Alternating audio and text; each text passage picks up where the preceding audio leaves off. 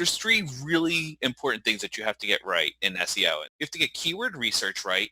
You have to create really good content. And then three, you have to promote it and build links. If you do those three things correctly, you're bound to get to 100,000, 150,000 visitors a month. It's going to happen. Welcome to the My Future Business Show, where we get you in front of your best audience and keep you there. Not only are we interviewing the biggest names in business to help you become even more successful, we're inviting you to book your spot on the show to help you grow your business. So at the end of the call, make sure you fill in the interview application form at myfuturebusiness.com/interviews. Hi and welcome back to the My Future Business Show. It's Rick Nuske. I'd just like to say thank you so very much for supporting the show. The feedback that I have been receiving has been nothing short of breathtaking. I'm always humbled, so thank you very much for joining us on the show. And on today's show, I'm with SEO specialist Greg Digneo. Welcome to the show, Greg. Hi, thanks so much for having me, Rick. Absolutely, my pleasure. Now, Greg and I were talking about a whole handful of different things, everything from LinkedIn, his website, and what's happening in his business. But today, our focus is going to be on search engine optimization. When we start off the show, Greg, what we like to do first is learn a little bit about the guests, where they were born, where they are now, what they like to do in, I guess, their relaxation time. Would you mind sharing a little bit about yourself for the audience? Sure. So I am born and raised in New Jersey. I actually live right now in a very quiet beach town right outside of Atlantic City. So if you're kind of familiar with the MTV show Jersey Shore, yes, I live in that sort of locale in that area. Mm-hmm. Now, we have a much quieter town than they were living in, but just to give you a general feel. Yeah. So I was an engineer in training in college, graduated, and I started a company in college installing solar panels. Fell in love with marketing, and then that's how my business kind of progressed. My career kind of progressed. I just became really into all types of marketing, copywriting, optimization, things like that. So yeah. Are you an active person? Do you enjoy sports? What do you like to do when you're not at work? I would love to be more active than I am, but yes, I typically do love sports, loves watching. I am definitely a weekend warrior on the basketball court, things like that. But that's kind of about it. And within the last couple weeks, I've gotten into, because we have a lot of downtime with the pandemic. Yes, I've gotten into sleight of hand card magic and fish. I just bought a fish tank. I love hearing these sorts of, more lifestyle type things, because it gives a bit of insight into the people, because at the end of the day, Greg, we both know that people are the heartbeat of any business. So, I really enjoy learning a little bit more about you. So thank you very much. Now, let's shift gears. Let's talk about SEO. Now, the first thing I think we need to do, Greg, is assume that people who are on the call today know nothing about SEO. If that was somebody that you were speaking to in your business, what do you tell them about SEO? What is it? That it's not as hard as you might think it is, or that people want you to believe it to be. I kind of just got into SEO within the last 5 years or so of my marketing career. So I've been doing marketing since 2003. I started my first company. So I've been doing marketing for 17 years. And SEO for the first, let's say 10 to 12 years, has always been sort of like this black box of magic, right? Things kind of happen and poof, you rank in Google. There you are. And I never knew how it happened, but if you do just a few things right, you are going to be 80% of the way there. And it's not really difficult to learn. It is a grind. It's hard work. Don't get me wrong, but it's not it's not an insanely difficult topic that people want you to believe it is. So that I think is the first thing that I would love for people to understand, is that it's not complicated. It can be a lot simpler than what it's. It could be a whole lot simpler. Like you can get very nuanced, and yes, it will get, if you want to dig deep into it, it will get complicated. But for the average kind of got a person starting e-commerce or Hmm. consulting or service-based business, it's really not that difficult. You know, you see whole businesses that deliver nothing but SEO, and their Yep. marketing spiel seems to be that it's very, very mysterious, dark, and complex. And it's refreshing to hear somebody say that, hang on, it's Yep. not as hard as what it's made out to be. I wonder, you talk about how that you went from when you started your own website and you were driving visitors to it, that you were up to 168,000 visitors a month. That is some pretty incredible numbers. How does that come about? That's actually just an organic search too. That doesn't It's not count. paid traffic. That's not paid traffic or referral traffic or anything like that. Hmm. So how does that come about? Consistency. Publishing just over a period of 5 years, weekly, every single week, week in, week out. That's really how it really happens. But Rick, if you don't mind, let me go back really quick Yeah, great. and just go back to the complicated thing, because Yep. I know people are going to say, "Oh, consistency. That's really that's obvious." But what I want to tell, like for the complication, there's three really important things that you have to get right in SEO, Hmm. and this is it. You have to get keyword research right. So in other words, writing about topics that your ideal client, customer, whatever is searching for. You have to create really good content. And that's the hard part. You have to create really, really good content. 2,000-3,000 words, super in depth. And then three, you have to promote it and build links. And that's, if you do those three things correctly, Yep. over 5 years, you're bound to get to 100,000, 150,000 visitors a month. It's going to happen. It just, I mean, there are so many elements to SEO that I've seen, and you were talking about keywords there. I wonder if we can dig a little bit deeper into what a keyword means. So a keyword is basically what your client or customer is going to search for. So for instance, let's say you sell coffee pots, or your coffee blog. This is funny because I was going to start a coffee blog. So I was doing a little bit of keyword research around it. So what if I'm going to start a coffee blog and sell a coffee of the month kind of club?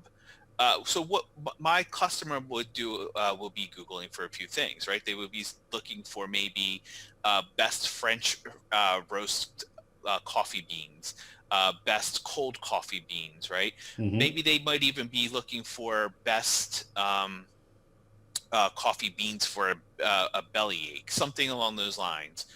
So what is your client searching for? What problem do they have that they need to have solved?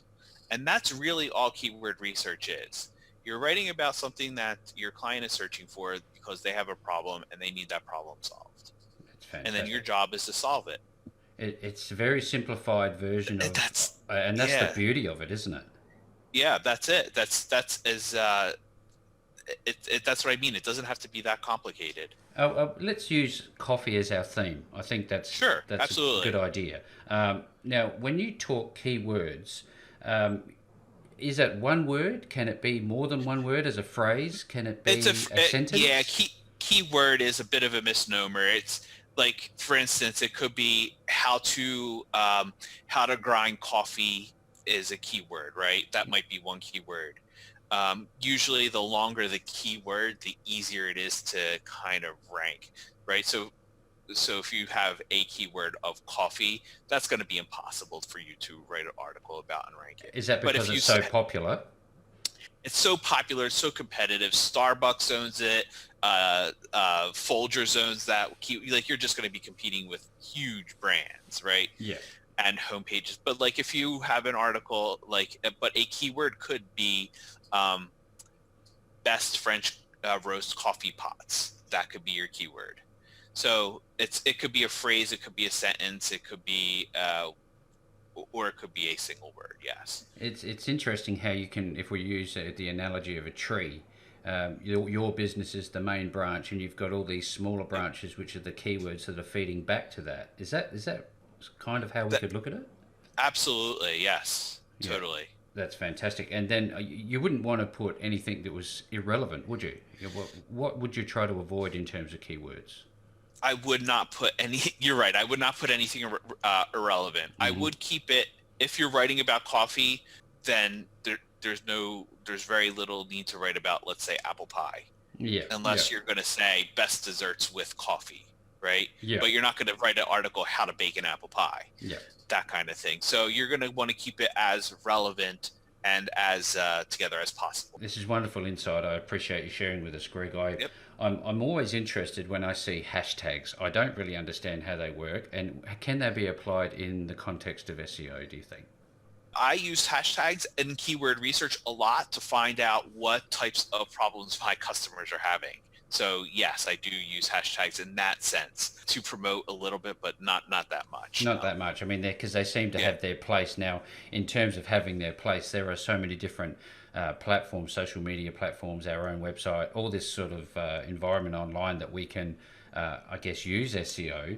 What should we be everywhere with our SEO, or where should we focus? Do you think? Well, I mean, SEO just pretty much stands for search engine optimization. So like having a Facebook presence and versus it doesn't have much of an impact on your search presence. Hmm.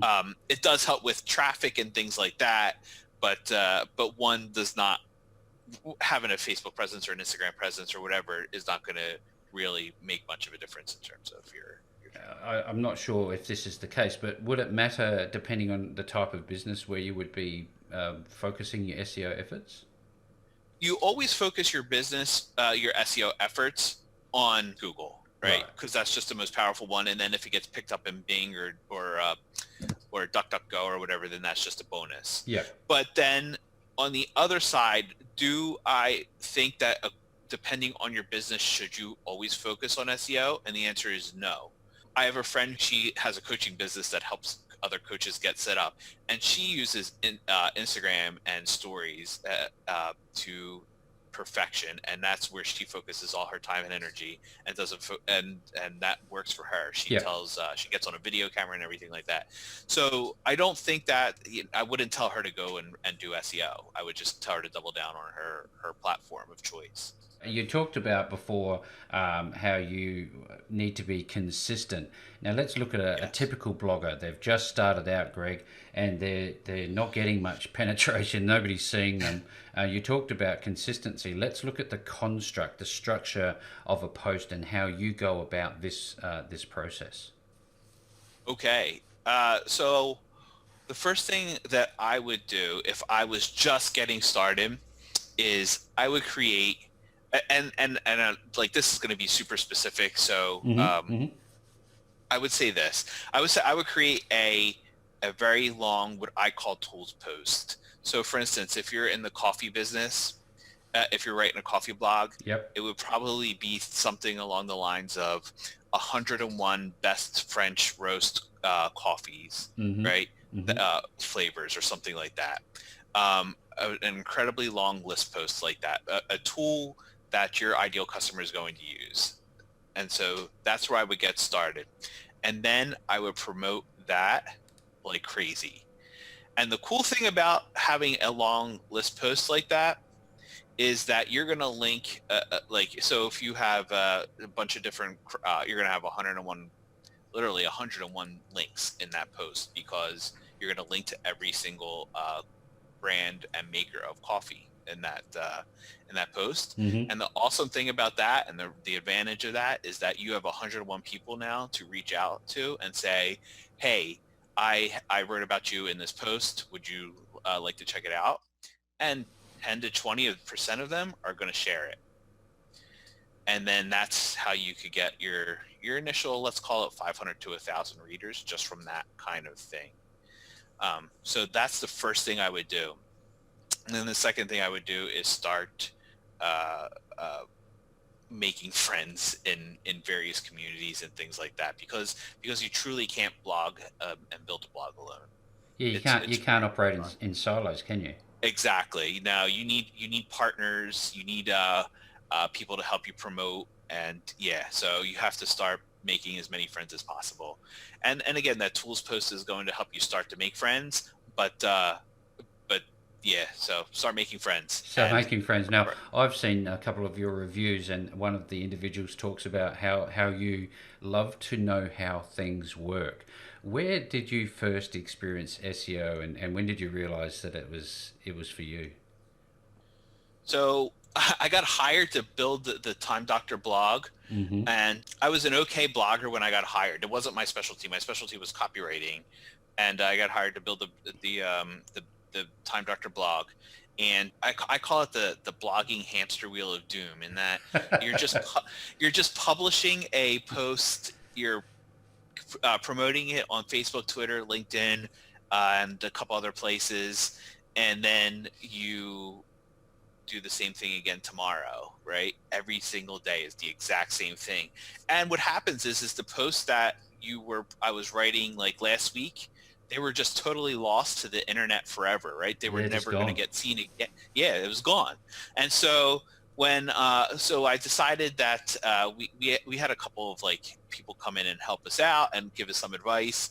And one of the things was like, hey, if you're going to publish a post, you want it to get traffic 2, 3, 4, 5 years from now. Mm-hmm. And so like we have posts that we published in 2017, 2000, maybe not 2016, but 2017, that are getting 3, 5, 10,000 visitors a month still, and we're not doing any work with them. They just sit there and they get traffic. Can you imagine I don't want to say for free, because we did a lot of work to get Of there, course, but yes. yeah, but now it's free traffic. You can see the compounding power of SEO. Exactly. You know, Yes. you do one post and you get 100,000, and you do 10. Well, you do your math, and Right. You get, one post gets 1,000, and then another post gets 1,000, and then another post gets 400 or 500 visitors. mm-hmm. And so, yeah, it can, it really, really compounds. But the cool thing about SEO is that if you're even like, you don't need 100,000 visitors a month, right? Like that's awesome. And if you have 100,000 visitors a month, you probably have a several $1 million business. Yeah. But let's say you are a regular blogger, and you got your it doesn't matter what kind of blog, but you finally ranked a post and it's getting 300 or 400 visitors a month, Mm-hmm. right? Like that could be life changing for somebody. And not that they're going to be rich or anything like that, but if they have a 300 visitors a month from that one blog post, then, and they sell let's call it a $500 product. Well, if they convert 1%, of those 300 people, they're going to make $1,500 a month. Right? That's, again, not life changing, but that's somebody's rent. That's a car. Oh yeah, That's it could make all like the difference. life. Yeah, exactly.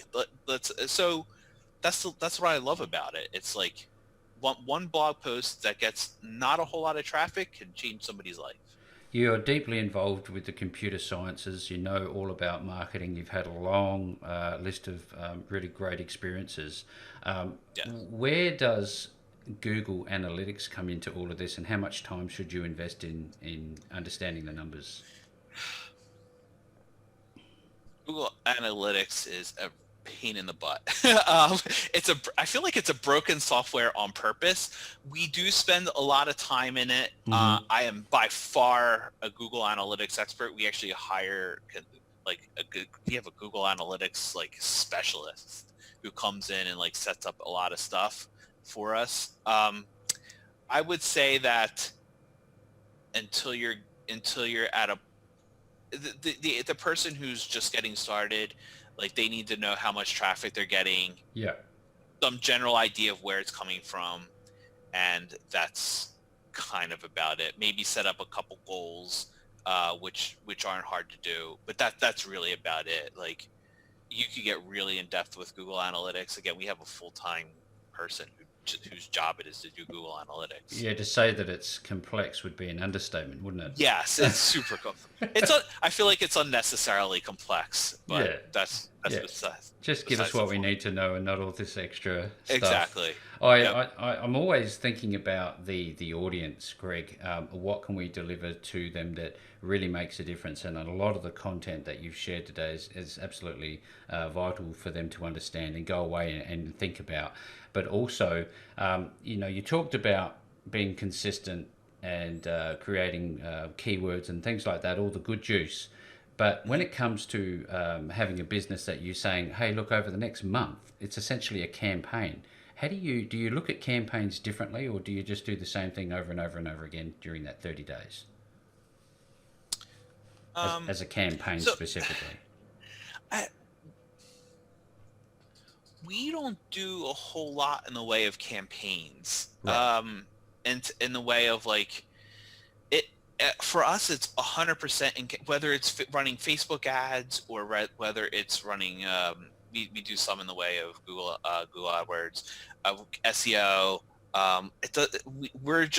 We don't just do like we'll ramp up from time to time to do to like to make for whatever initiative that we may have, Mm-hmm. but to say we run a campaign is I don't think we do. We just consistently try to get better Yeah.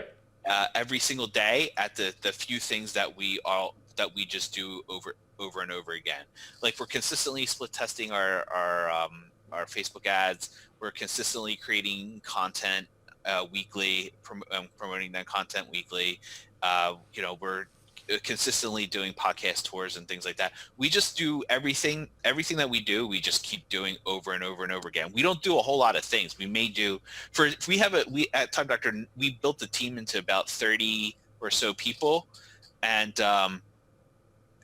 we may do five marketing initiatives. We don't do a whole lot of marketing initiatives. We just do the same things over and over and over again. And I have to say, Greg, that's quite refreshing because there's so many people out there that claim to be all things to all people, and it's simply Yeah. just not possible. We literally just started on Instagram. I don't even know if it's working or not, but we just started. We were like, let's test it out and see what happens. We don't do like TikTok. We don't really do a whole lot on Twitter. We don't do a whole lot on like our Facebook fan page. Yeah. We basically do Facebook ads, SEO, email marketing, and That's the sum of it. podcast tours, and we do have a podcast. So those 5 things divided among a pretty decent sized team right now. It's like we just stick with what we know. I'd love to get you to share those details about your podcast and where people can find you in a moment, but I'd also love to Sure. talk about some of the software out there that you can see that helps you with your SEO, Yep. setting up your SEO for your posting. In terms of competition, is it important to look at other people's posts, do you think, or and learn from them? Yes. Yeah, absolutely. That's actually one of the key ways to to get keyword ideas is to look at your competition. So at Entice, which is a marketing blog, I will look at people like Backlinko or Neil Patel or HubSpot, Mm-hmm. uh, other big marketing blogs, and look for keyword ideas. Absolutely, that's a great way to find blog post topics. You find like 5 or 6 competitors who are much bigger than you, and you will have blog post topics for a year. Is it something like you see all these proprietary softwares out there that can help you do that? Some are free, some are paid. Do you recommend people who are starting out who don't know about the SEO fundamentals start just by doing it manually, maybe? I would actually. So there's a tool by Neil Patel called Uber Suggest. I would definitely start there. It's mostly free. I think it's like 80% free, 90% free. Mm-hmm. But you could do keyword research on there, and you can find link building opportunities on there as well. Not as good as some of the like more expensive paid software, but if you're just getting started and you're not 100% sure if this is for you, then I would start with Uber Suggest. This is some sage advice for everybody who's on the call today. Great insights. Thanks, Greg. I'm also wondering, is there a difference? You know, some people don't use WordPress. Believe it or not, some people don't use it. Yep. Is it something that you think they should consider, and does it affect your ability to rank, whether or not you use WordPress or some sort of other website builder? That's a great question. I have seen people have success with almost every sort of platform, whether it's WordPress or Wix or Squarespace or even Webflow. Um, I have seen success with almost every single one. The reason why WordPress is so good is because it has a huge ecosystem of plugins, Mm-hmm. and it makes life a lot easier for to grow your blog. Like it's just easier. Yeah. Um, but so that's why I use it. But I have seen people have success almost every single platform. Yeah, well, with regard to plugins, uh, I know I've seen some free one and some paid ones. Is this something again that you need to consider? Is there one better The than the only other? the only SEO plugin that I use is called Yoast Seo, and basically what that does is the only thing I use it for is to change the title tag and meta description. So if you go on Google and you see a bunch of listings, you'll see the title of the post, and you'll see like a description of the post. And I change the description. Usually, a lot of times I'll change the title too, but I almost always change the description to make it more of a custom description.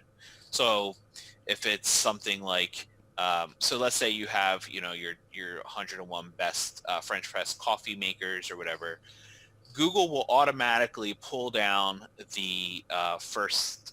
I forgot how many character it is, but Mm-hmm. let's say it's 160 characters. It'll pull down your first 160 characters of the post, and that'll be the description.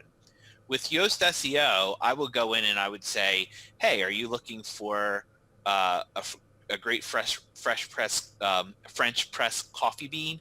Click here to check out these 101 that we found.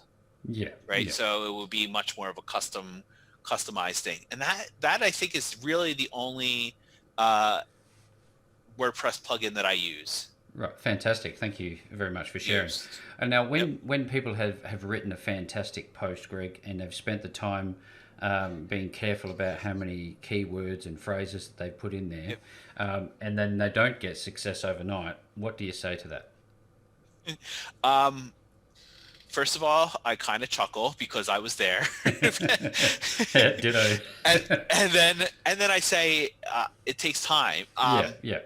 I know what I'm doing, and I've been working on my blog Entice for 6 months, 9 months now, Mm-hmm. and I I don't have nearly the traction that you would think. I think I get a couple 3,000-4,000 visitors a month, and very small percentage of that is from search engine optimization, and I know what I'm doing.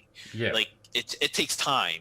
Um, you just like don't expect results tomorrow. It's good if depending on the niche that you're in. If you're in a non-competitive niche, it could take 6 months or so. If you're in a very competitive niche like marketing or fitness, you could be looking at a year or more until you're getting real honest to goodness traffic from it. Because that really reflects the competitive nature of SEO. But It yeah. Yes, yep. It depends. That's exactly right. Some niches and industries are just much more competitive than others. Well, look, Greg, this is a topic that is deep. It is vast. It can be very simple, but there are Yep. very specific things to do in specific order. You've talked about setting realistic expectations for yourself and being aware that certain plugins are better than others, and just so much great content. It's been a wonderful treat. Now, for people who want to know more about SEO and want to work with you, what is the process and where are they going to find you? So they could go to enticehq.com, Fantastic. and I have a case study. Like if they just enter their email address, they could get a case study, and I will give them everything that I've done to grow to 68,000 visitors a month. It's everything from how to do keyword research all the way down to email scripts that I use to promote my blog posts. So they will get everything that they need.